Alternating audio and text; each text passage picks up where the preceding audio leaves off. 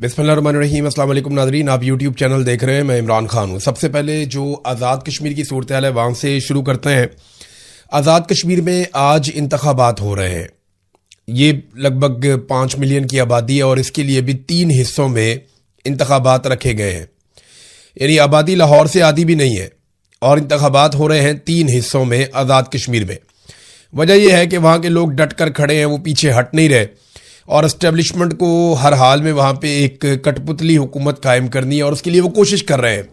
हकीकत तो यही है, अब आप इससे आंखें चुरा सकते हैं। बिलावल ने पूरी कोशिश की किसी तरह वो लोगों को राम कर सकें, उन्हें ये कह सकें कि वो अपोजिशन में थे, वो कुछ नहीं कर पा रहे आज़ाद कश्मीर के लिए, तो उन्हें बहुत ज़्यादा सीटें चाहिए, उन्हें जिताया जाए ताकि वो आज़ाद कश्मीर के लोगों को उनके हकूक़ दिला सकें। हालांकि इस वक्त बिलावल की ही हुकूमत है आज़ाद कश्मीर में।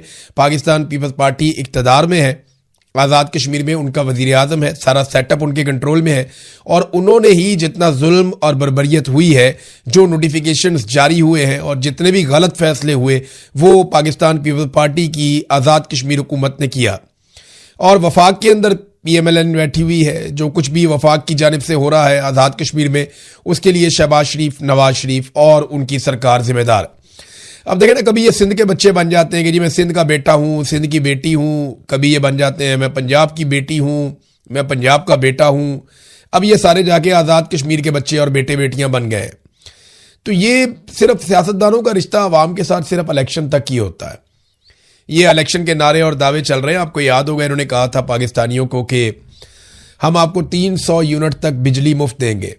फिर हमने देखा कि जो 100 यूनिट वाले हैं उनके भी बिल इतने आए कि माजी में 500 यूनिट के भी इतने बिल नहीं आते थे, 400 यूनिट के भी इतने बिल नहीं आते थे जितने बिल इन्होंने 100-150 यूनिट वालों को भेजना शुरू कर दिए।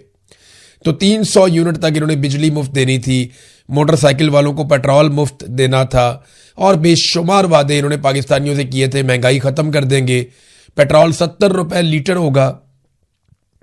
जिस शख्स ने पेट्रोल 70 रुपए लीटर देने का वादा किया था, उस शख्स के दौर में पेट्रोल के ऊपर जो टैक्स है वही लगभग 125 रुपए का है। इतना इन्होंने कौम के साथ झूठ बोला और फ्रॉड किया। ऐसा ही झूठ और फ्रॉड ये आज़ाद कश्मीर के लोगों के साथ भी करेंगे। तो ज़्यादा उम्मीदें बांधने की ज़रूरत नहीं है। आप वोट डालना चाहते हैं, निकल कर वोट डालें, लेकिन आप खातिर जमा रखिए। ये लोग कभी अपने वादे पूरे नहीं करेंगे और मैं इस बुनियाद पर कह रहा हूं कि इन दोनों जमातों को लगभग 50-50 साल होने वाले हैं। इनकी सियासत को 50-50 साल लगभग होने वाले हैं और इन्होंने इन 50-50 सालों में कई मरतबा बारियां लगाई हैं, लेकिन पाकिस्तानियों को इसके बदले में इन्होंने दिया कुछ नहीं। आज का खेल क्या है मैं थोड़ा सा आपको बता देता हूं। अब से थोड़ी देर के बाद कुछ मनाजिर आप देखेंगे सोशल मीडिया पे, PMLN और पीपल्स पार्टी के लोग वो मनाजिर डालेंगे।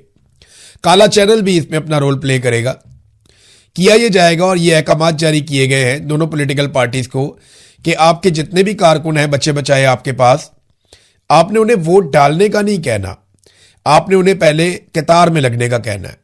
कोशिश करें कि 100 लोग, 50 लोग, 200 लोग कतारों के अंदर खड़े हुए नजर आए और वहां पे आप लोगों की वीडियोस बना लें और फिर आप सोशल मीडिया पे डालें कि देखें कितनी बड़ी तादाद में लोग निकले आज़ाद कश्मीर में वोट डालने के लिए।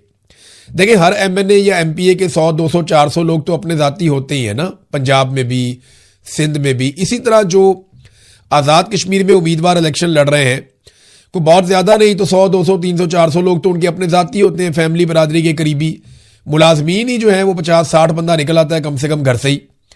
तो इन लोगों को खड़ा करके आपने लाइनें बनाकर दिखानी है कि जनाब ये देखें लाइनों में लोग लगकर वोट डालने के लिए खड़े हैं, ताकि ये तासुर दिया जाए कि आज़ाद कश्मीर के लोगों ने इलेक्शन के अंदर दिलचस्पी दिखाई है। हालांकि ओवरऑल कोई इलेक्शन में दिलचस्पी नहीं। आपको ये वीडियो थोड़ी देर में नजर आ जाएंगी, लेकिन हमारे बहुत सारे दोस्त हैं वो कोशिश करेंगे आज़ाद कश्मीर से रिपोर्ट करने की।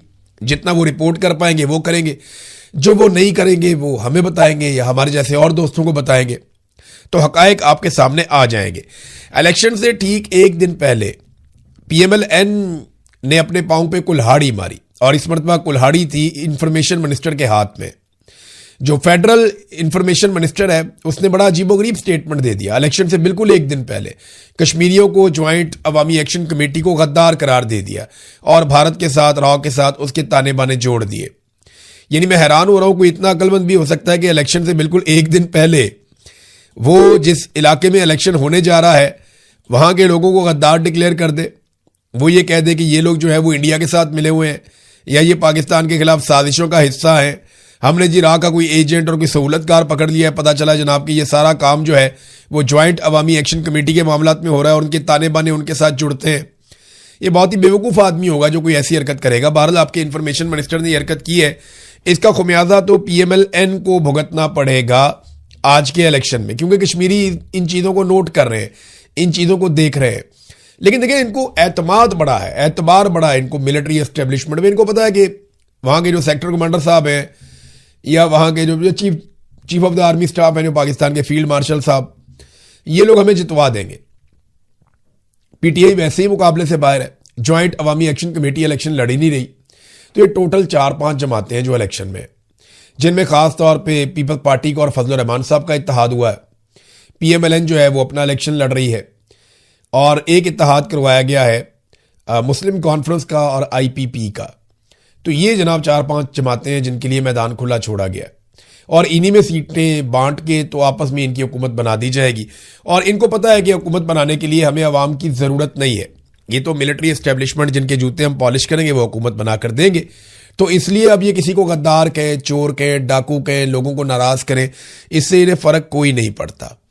अलीमा खानम नाजरीन जहाँ जहाँ पब्लिक में जा रही है, काफ़ी अच्छा उनको रिस्पॉन्स मिल रहा है। उन्होंने 3 मुतालबात सामने रखे हैं, ये तीनों मुतालबात बड़े इंपॉर्टेंट हैं। उन्होंने कहा जी जो हम तहरीक चलाने जा रहे हैं और हमने पार्टी से भी कहा है कि आप प्लानिंग करें और तैयारी पकड़ें, हम तैयार हैं, लोग निकलने के लिए तैयार हैं। हमारा पहला मुतालबा यह है कि इमरान खान का अस्पताल में इलाज करवाया जाए। हमारा दूसरा मुतालबा यह है कि इमरान खान की कैद तन्हाई का खात्मा किया जाए, उनकी मुलाकातें बहाल की जाएं, उनके तमाम कानूनी हकूक बहाल किए जाएं। तीसरा मुतालबा, उन्होंने कहा जी हमारा तीसरा मुतालबा यह है कि जजेस अगर इंसाफ नहीं दे सकते तो वो अपने घरों को जाएं, नाइंसाफी करके मुजरिम ना बने, अदालतें बंद करें और अपने घर जाएं।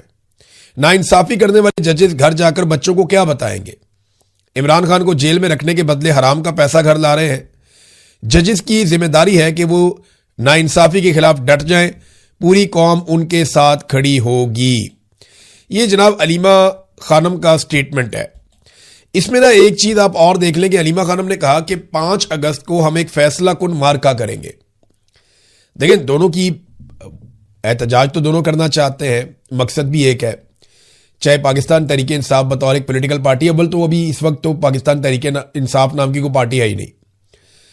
अभी तो इक्तदार के अंदर आप तहरीक इंसाफ का इक्तदार या तहरीक इंसाफ का मेंबर आप ये कह तो सकते हैं, लेकिन इलेक्शन कमीशन ने तो पार्टी फारिग की हुई है।